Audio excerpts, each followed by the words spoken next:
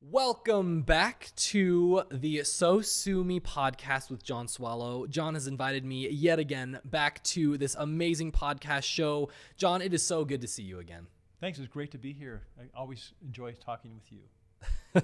Thank goodness, because I have more questions. I have a bunch of topics that I feel like people need a little bit more clarity on, and I know that there's nobody that knows more about these subjects than you. So thank you. That's awfully kind to say. I beg to differ, but I will give the very best I can. All right, perfect. So the topic we're running into today are, why are lawyers so important for your case? And the first thing it should be simple on the surface, but I think there's more in depth the further you look, is why does having someone who knows the practice of law so important?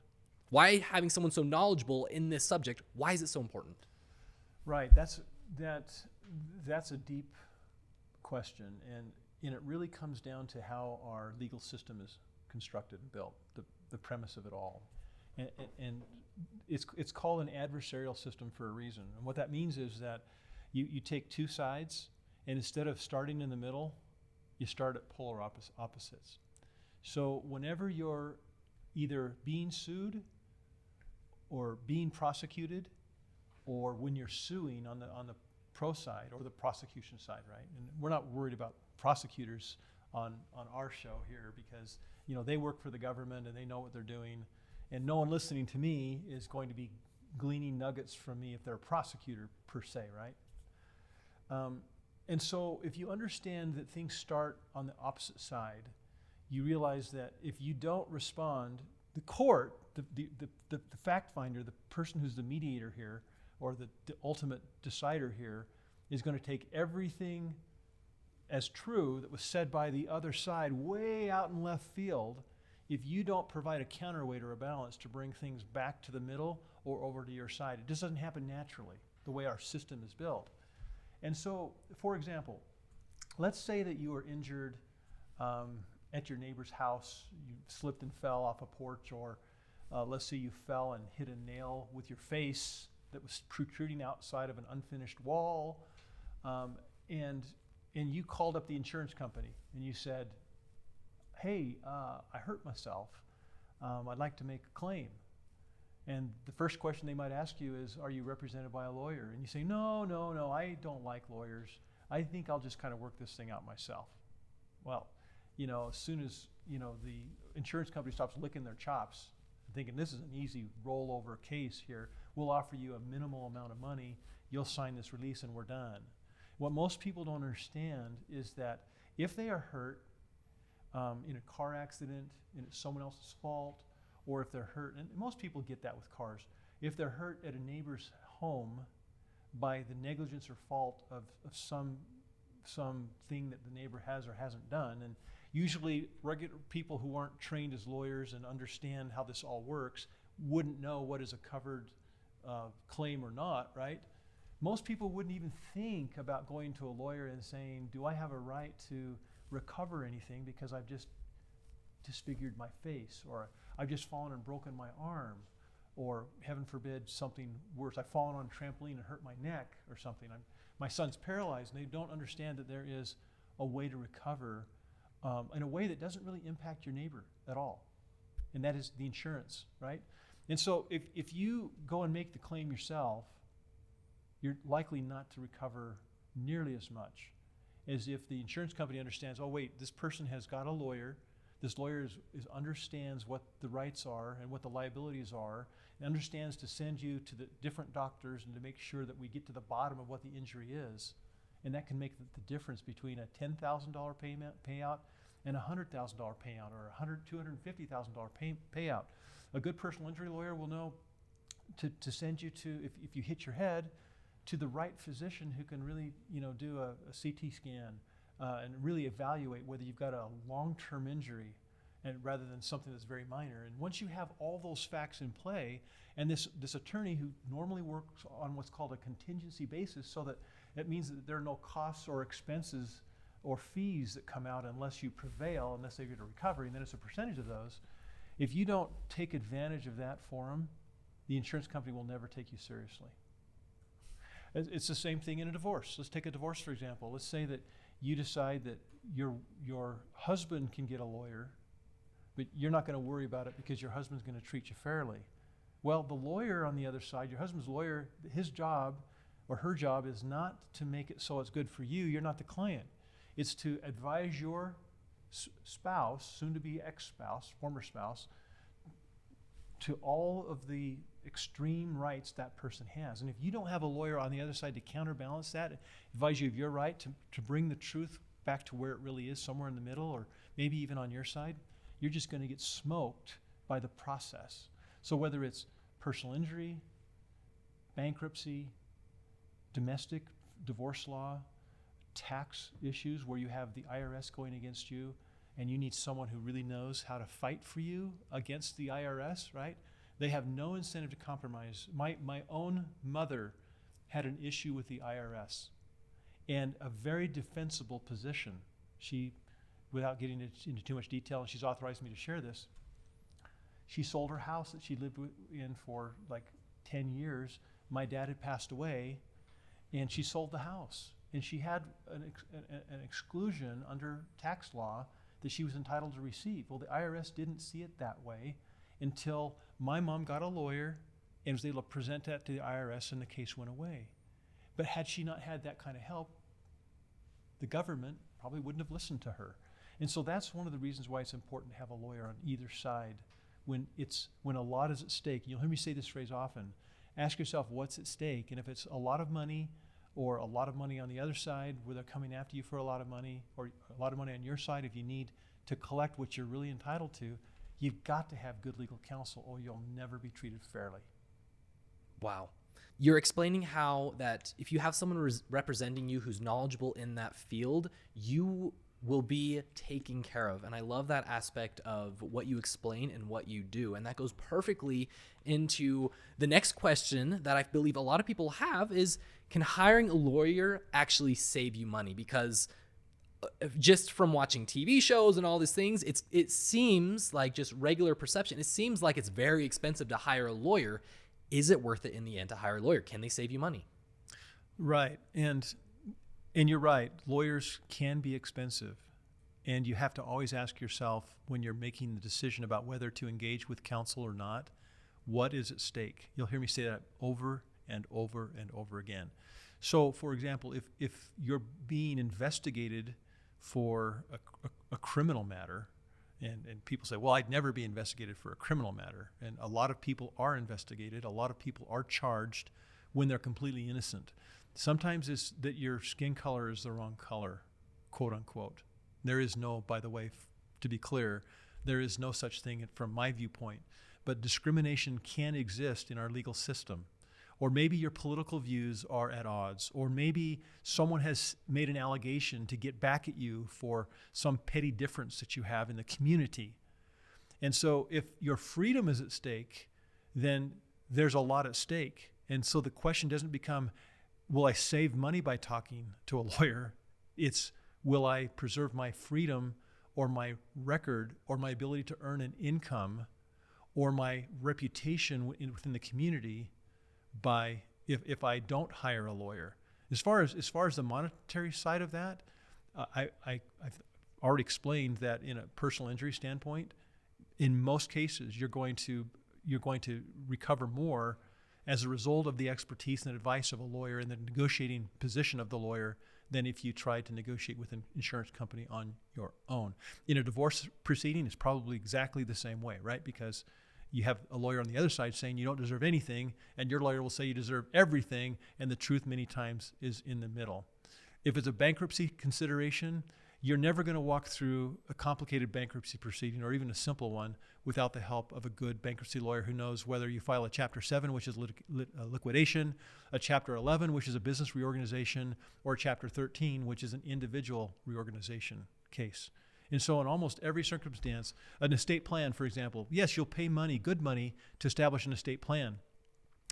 But you very likely will save a lot of money for your heirs, your children, and those you decide to bequeath your assets to in inheritance taxes if you properly estate plan.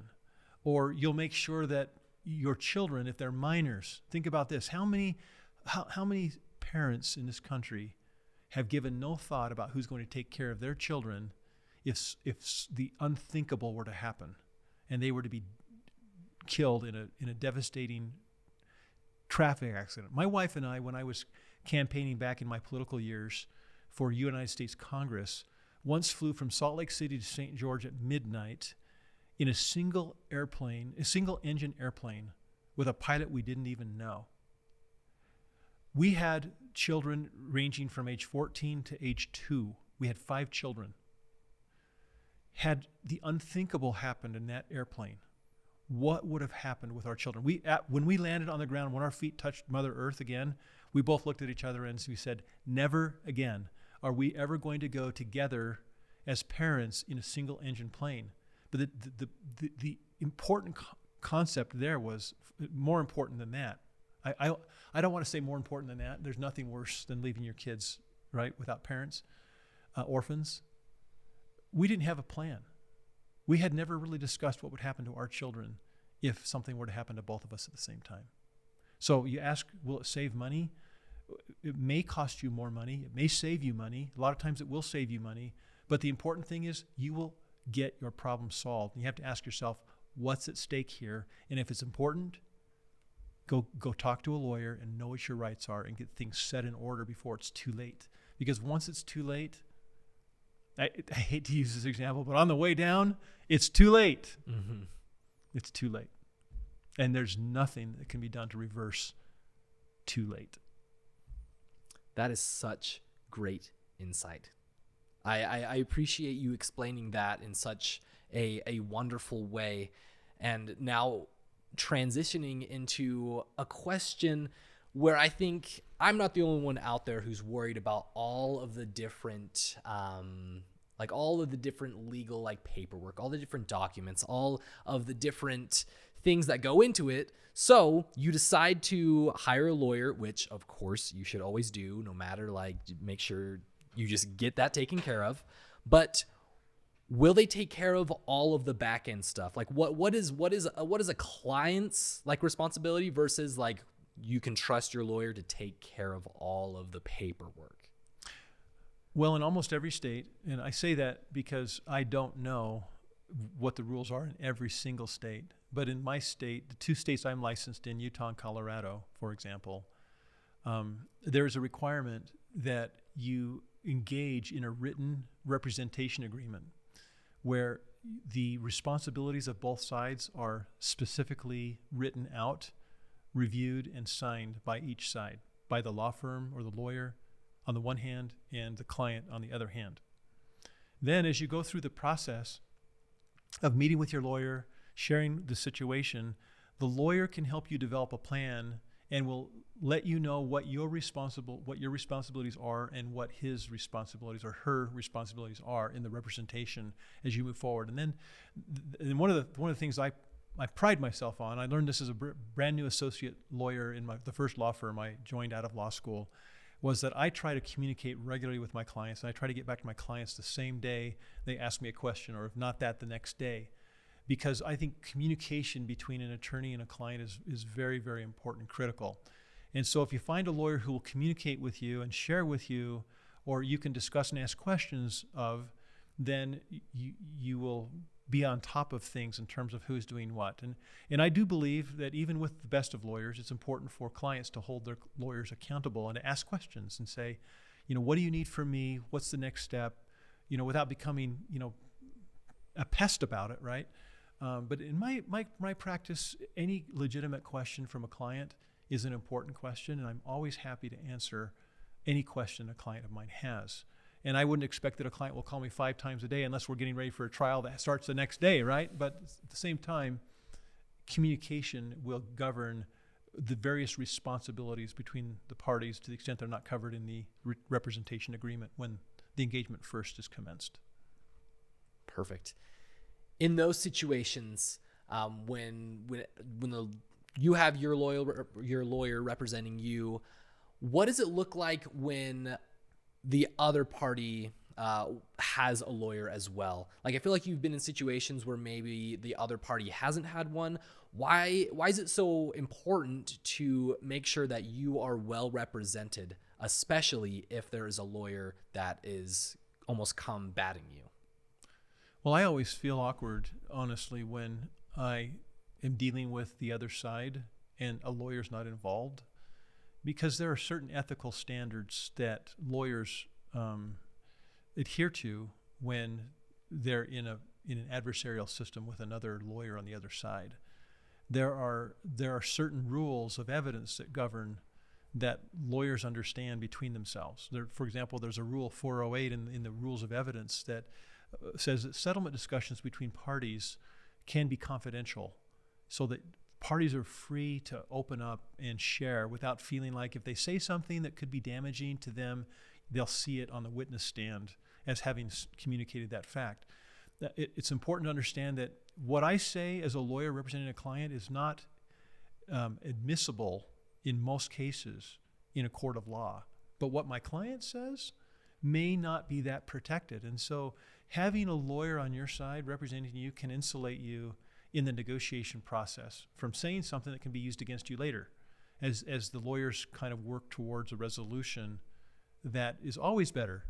You know, they say the maxim is a bad settlement is much better than a good trial result, because trials are by definition very expensive, time consuming, take a lot of distraction and insert it into the situation.